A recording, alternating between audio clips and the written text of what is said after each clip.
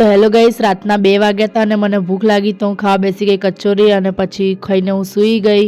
તો સવારે ઉઠી તો આજનું વાતાવરણ હતું થોડું ઠંડુ ઠંડુ અને મજા આવી ગઈ. ઠંડી ઠંડીમાં નીચે બધા આજે બેસ્યા હતા તાપ લેવા માટે. હું ઉઠી હતી લેટ અને નાના નાના છોકરાઓ રમતા હતા. મારી બેન આવી ગઈ સ્કૂલથી, નાયા ધોયા વગર બેસી ગઈ હોમવર્ક કરવાનું. સ્કૂલનું મને બધું કહેતી હતી, હું બેસી ગઈ. તો મેં બાંધી દીધો લોટ અને હું લોટ બાંધી ત્યાં સુધી મમ્મીએ વઘાર્યું શાક અને કર્યા રોટલા. રોટલા થતા હતા ત્યાં સુધી મેં ઘસી નાખ્યા મારા વાસણ ઘસીને હું બહાર ગઈ તો મેં જોયું મમ્મી આરોહીના વાળ કાપતા હતા અને આરોહીના વાળ કાપ્યા. પછી આજે મારા ઝાડ નાના નાના બહુ મસ્ત હતા, જે 2 ઝાડ. પછી મેં લગાવ્યું તો ફેસ પેક, તો મારો ફેસ થઈ ગયો એકદમ મસ્ત અને શાઇની, તો બહુ મસ્ત થઈ ગયો. તો પછી થઈ ગઈ સાંજને, અમને લાગી ભૂખ તો મેં બનાવી દીધી મેગી.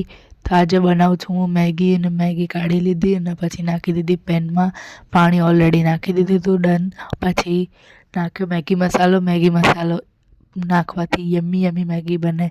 એક મેગી મસાલો નાખી દીધો મેં ફટાફટ. મેં નાખી દીધો બીજો મેગી મસાલો નાખ્યો કારણ કે 2 મેગી બનાવી હતી તો યમ્મી લાગે મેગી. અને અમે લોકોએ બનાવી, પછી મમ્મીને પણ ખાવી હતી ને પપ્પાને પણ ખાવી હતી એટલા માટે 2 મેગી મસાલા. પછી નાખી દીધા પેકેટ્સ 2 મસાલા અને પછી મેં કરી દીધો ગેસ ચાલુ ફટાફટ. ને ગેસ ચાલુ કરીને નાખ્યો પેરી પેરી મસાલો, જેનાથી મેગી લાગે યમ્મી.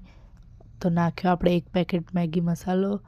આ ખાલી કરી દીધો, મસ્ત વભરાઈ દીધો અને પછી અમે લોકો મેગી ખાવા બેસી ગયા. હું હતી, મમ્મી હતા, પપ્પા હતા અને બધાએ મેગી ખાધી. પછી આજે અમે બ્લિંકિટમાંથી એક પાર્સલ મંગાવ્યું હતું. બ્લિંકિટનું પાર્સલ આવી ગયું હતું તો એમાં હતું દહીં અને 2 થેલી દૂધ હતું, પછી હતી કોબીજ. પછી હું બેસી ગઈ જમવા. આજે મારા ઘરે બનાવ્યા હતા ગોબીના પરાઠા, દહીં અને લસણની ચટણી સાથે. પછી જોઈ લીધું થોડી વાર ટીવી.